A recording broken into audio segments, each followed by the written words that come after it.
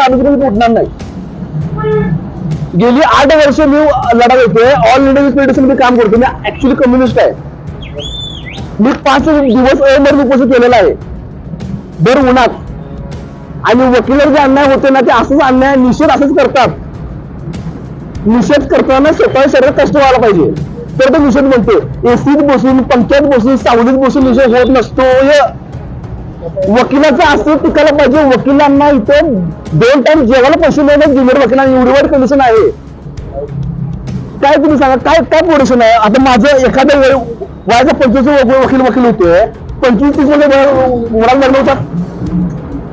लग्न करताना मुलींच्या अपेक्षा इतक्या वाढलेल्या आहेत. वकिलाला 2 टाइम जेवायला पैसे मिळतात. लग्न वकील कशी फॅक्ट आहे. मग बार कौन्सिल महाराष्ट्र गोवाला काय करायला पाहिजे. तुम्ही सगळं मिळू नका ना. वकिली बंद करा. तुम्ही मग वकिलाचं कॉलेज बंद करा.